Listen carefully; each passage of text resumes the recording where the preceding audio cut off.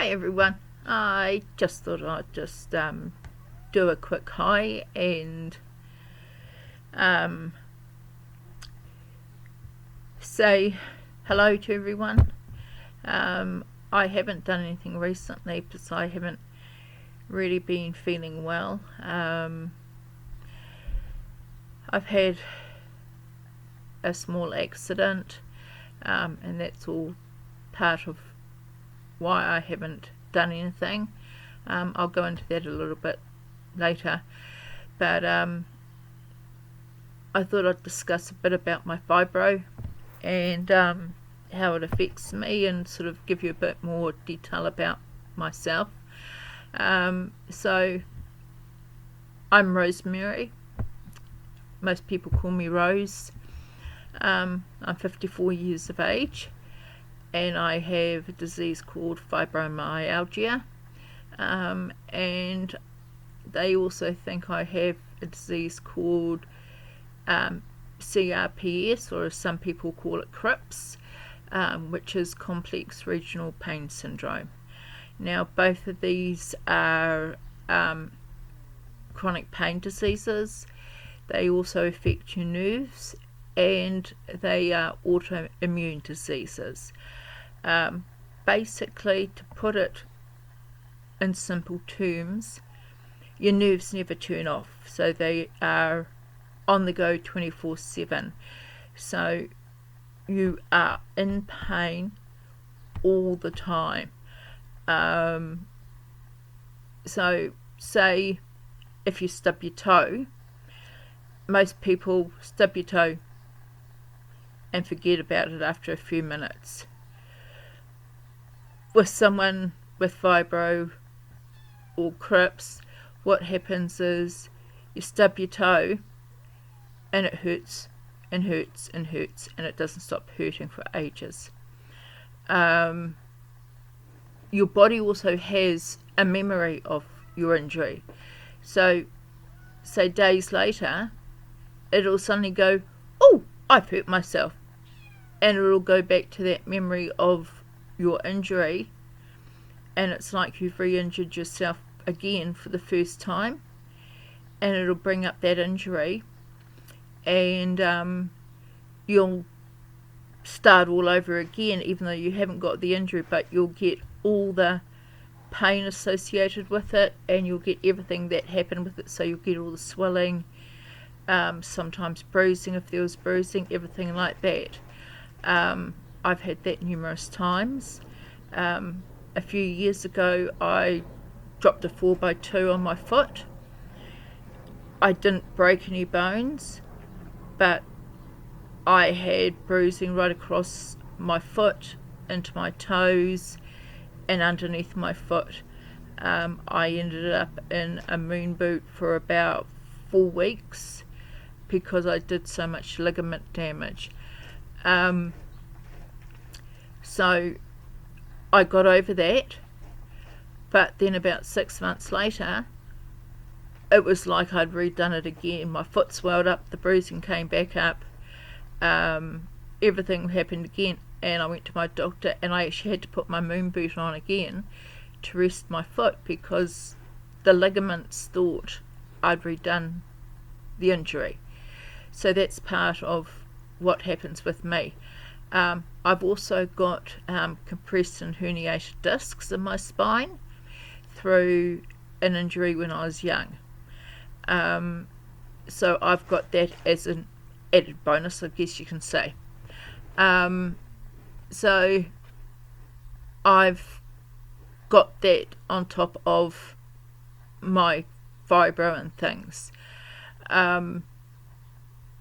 So for me, it's an added thing that my back is constantly sore, so I can't stand for any length of time.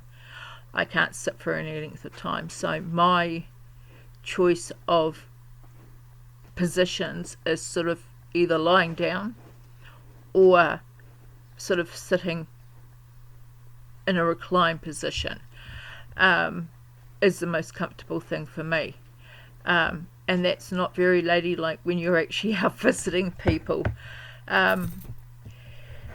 The other thing you tend to get with fibro and other chronic pain diseases is chronic fatigue, and that's really bad when it comes to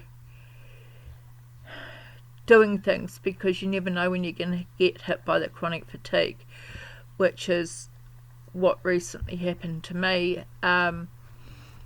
Twice I've been hit quite badly with chronic fatigue, and my most recent one is on Christmas Day, where I had a copy of something that happened recently. So about a month and a half ago, I went to get out of bed, and so I can laugh about it now, but it's not really funny. About a month and a half ago, going for 2 months, I got out of bed. I woke up and got out of bed for some reason. Now, that's very unusual for me at night. Somehow I tripped over, and I actually hit my head against my drawers, which run directly parallel to my bed, and I actually knocked myself out. Now, when I came to, I didn't know if I dreamt the whole thing, because I can remember flailing around trying to grab something, as you do when you dream about it or you see it in the movies. You're trying to grab something and nothing's there. And my neck was quite sore, so I went back to bed, because it was early in the morning, and luckily I was already booked in to see the doctor, and I turned around and I woke up later on in the morning, and I couldn't move my neck, and my neck was absolutely in agony, and I realised that what I thought was a dream wasn't a dream, because my bedside table, virtually everything was on the floor, so obviously I had tried to grab that as I fell, and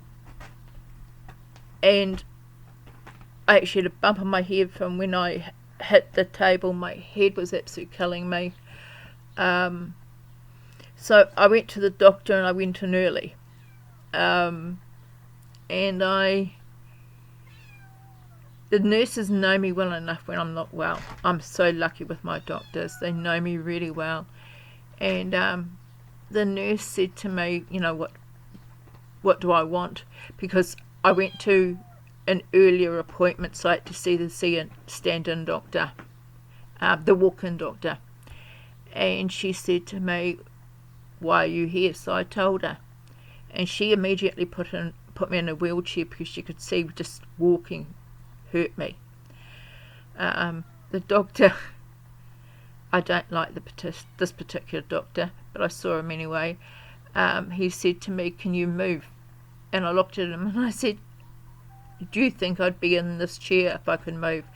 So I told him what I did, and he immediately started to feel my neck, and it was just so sore and so lack of movement that he put me straight in the nurse's station, put towels on each side of my neck, and I've got photos, and I had tape around my head to hold the towels in position. They called an ambulance and put me into hospital, and I was kept in hospital overnight because they were worried that I'd actually broken my neck. Now, I kind of knew I hadn't, because I'm a person that bounces and bends. I don't break bones. I've had so many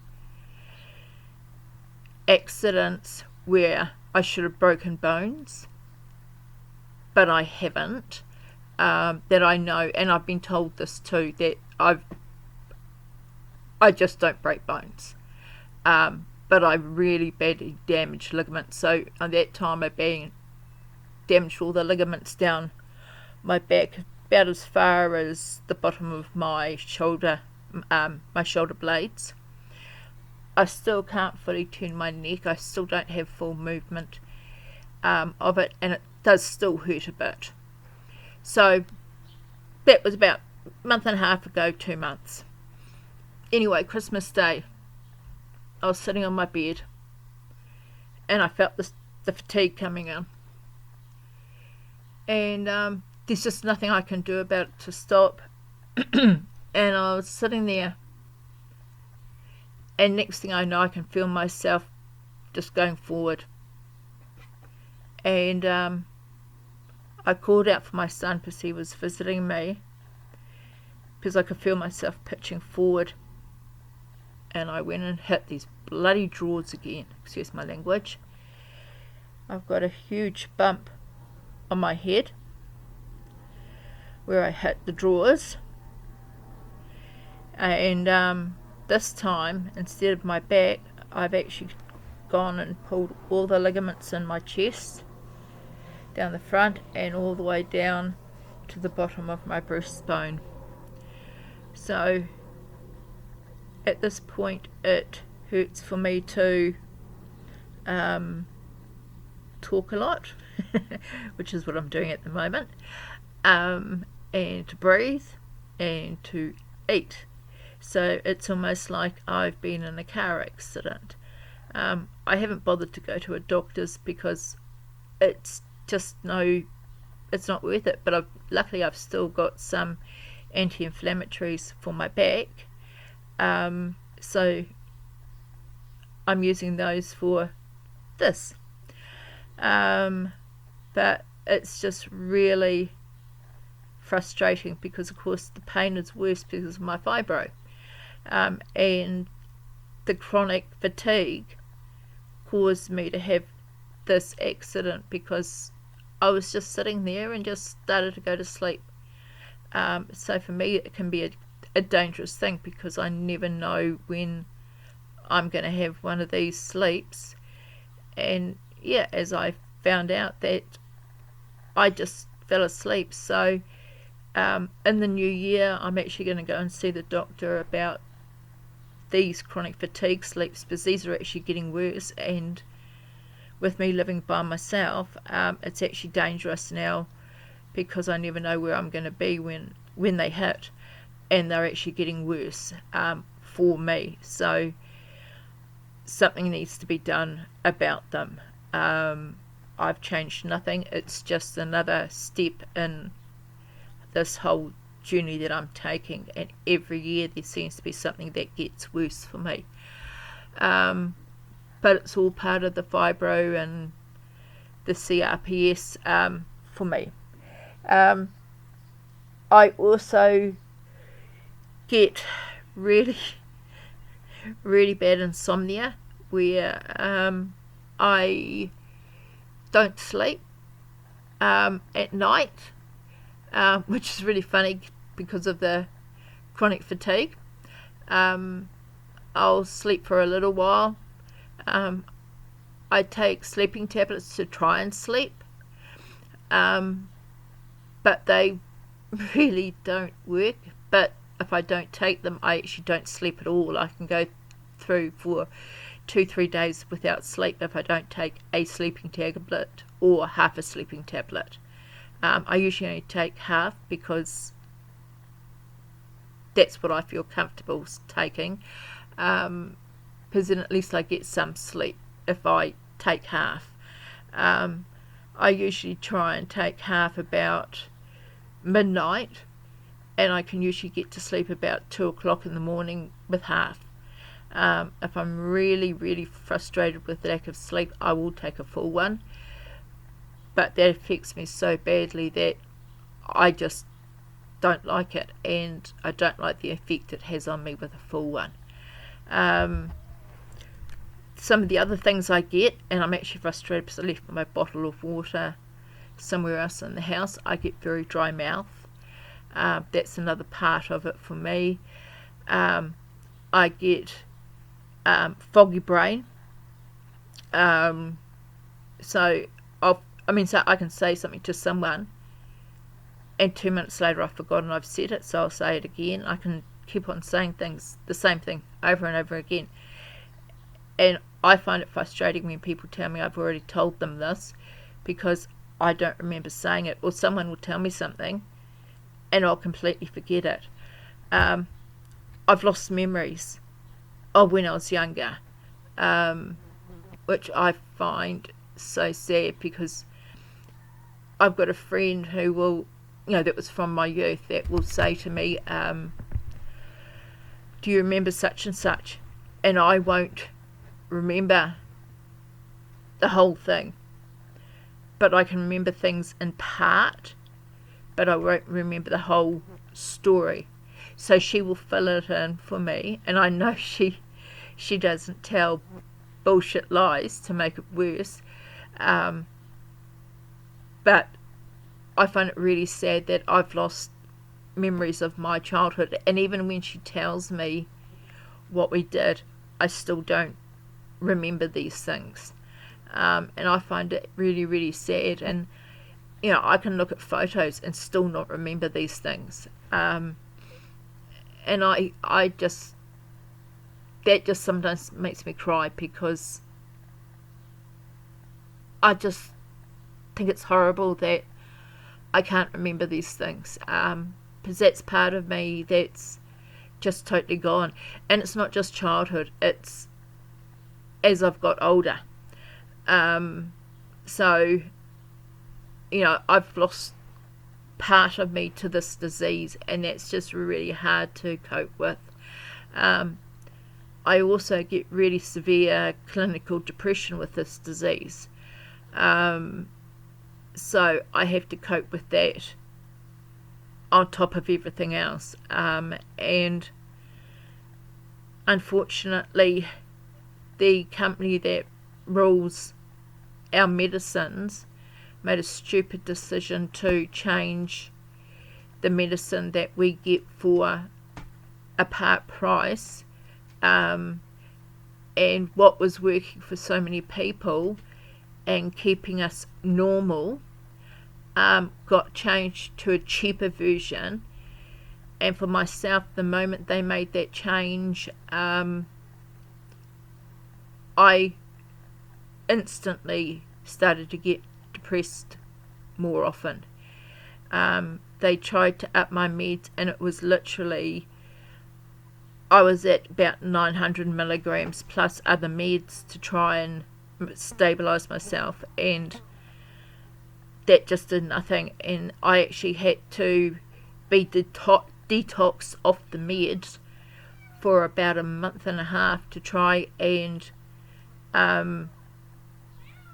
get me off it. So I was getting withdrawal symptoms as they were getting me off, so I was getting headaches and the shakes and everything like that for a while, as they got me down to the normal maximum, which is about 300 milligrams. So I'm now on the maximum, but some of my other meds are antidepressants as well, and that's all they can do for me, because I can't afford to pay for the meds to get back to normal, because it's about $30 a month, and I don't have the money to do that. So that's just the way it is for me, unfortunately. It's all part of the life that I live. So my life is pretty much spent in my four walls. I go down to the beach. I try and walk on the beach, but at the moment I'm not doing it because my chest is so sore. Like just talking for this short length of time has just made it more sore. So I'm going to take some meds soon to ease the pain. But it's just not a good life, but I do what I can. What I do outside of the house is I'm part of a service group called Kiwanis, which does work in the community. Not just my community but other communities. Now if you can hear that noise, that's my kitten wanting to get out of her little enclosure, but she's too small to get out and about at the moment, so she stays in a little enclosure to be a good little kitten. I'll show you her one day. So I get in it and about. I try and help other people. It's mainly a service group that helps kids, so I do things in the community to help mainly our local community, but we actually help other people. We do things like collect clothes and books and products and stuff like that, and we go send a container to Vanuatu once every few months, and that goes to the people of Vanuatu. Their books get sent to different schools around Vanuatu, and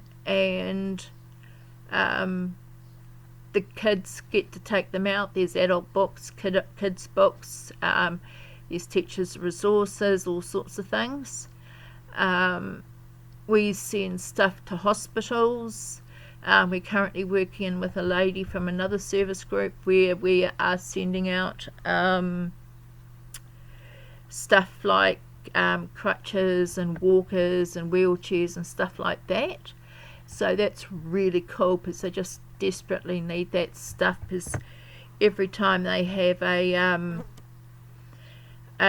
cyclone go through, just lots of that stuff gets lost. It's really, really difficult. And unlike Fiji, they get lots of help. So unlike Fiji, they don't get the help. And with COVID, they don't get the visitors, so they don't get the money, so they just really, really need the help at the moment. So we're really happy to help them. They get given school desks and chairs.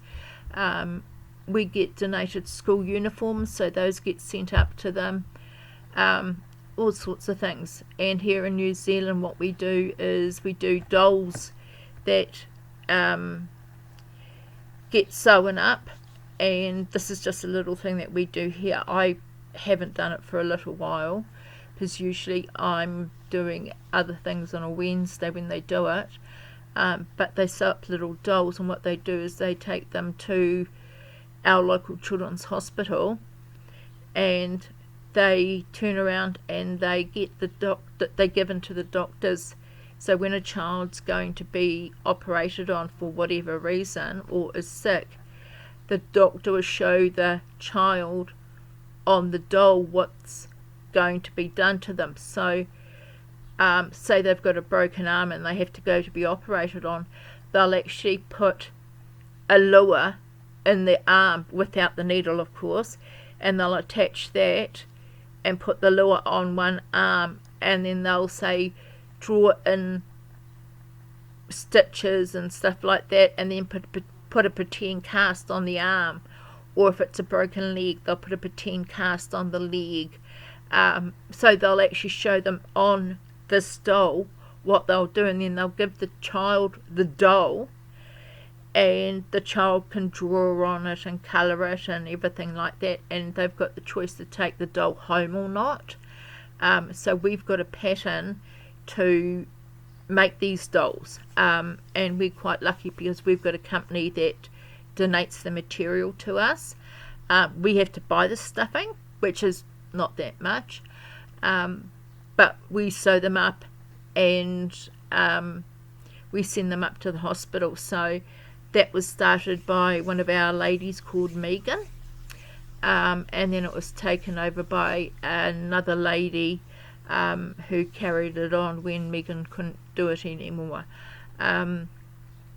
So we do things like that for the kids, but we also believe that, to help the kids, you've got to help the parents. So, we help parents when we can. We also work in with our local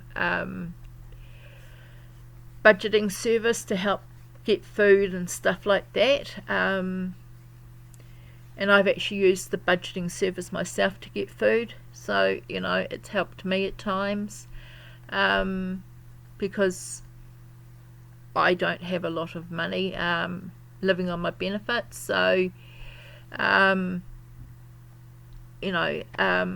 used them for getting food, so I'm thankful for them, and I'm thankful for the money that we've donated to them.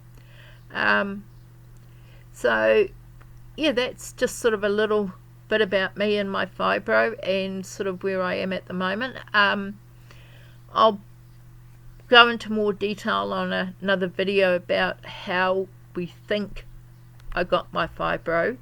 It's one of two ways, and that's a slight story time. I've got a few story times because I've actually had a very adventurous life, and my story times are usually quite funny or interesting or ridiculous, but even though I've had a life of pain and disability and things like that,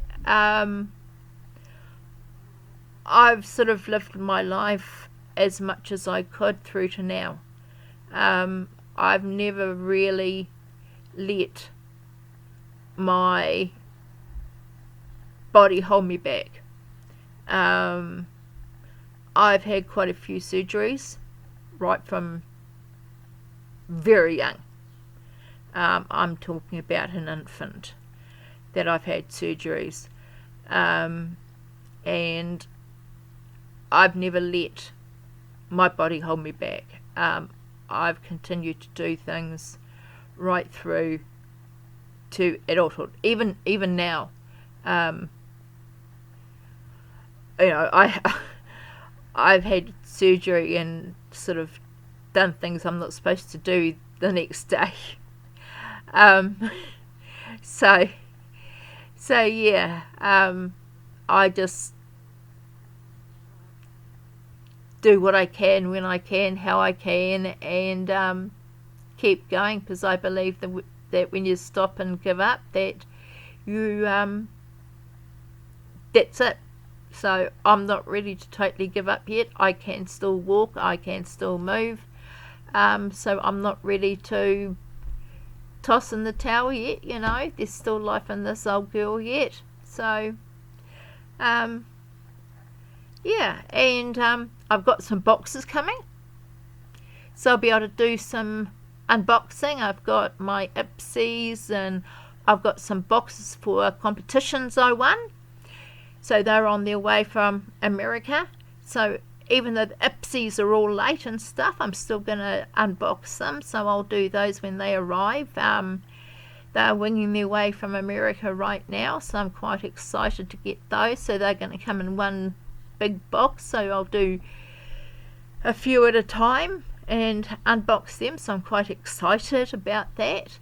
And then I've got a few others that I'm waiting, that have arrived at the place they go to store them, and I'll pay for them in the next couple of weeks, and then they'll be on their way over. So I'm all excited about that, and I paid for and got a couple of mystery boxes that I saw advertised, and I've never got those before. So yes, I know I shouldn't have got them, and it ate into my food money, but I really, really, really wanted to get them, so I did, which is really naughty. But hey, I've still got enough money to feed me and the cats. I can get some soft drink for New Year's Eve tonight to turn around and have a bit of a tipple.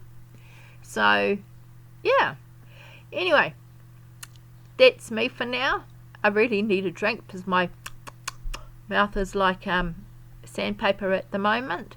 So I shall catch you guys on the rebound, and have a nice day or night or whatever time you're watching this, and hit like, hit subscribe, and I will start uploading a lot more. All my details are down below. So yeah, we'll catch you on the rebound, people. See ya.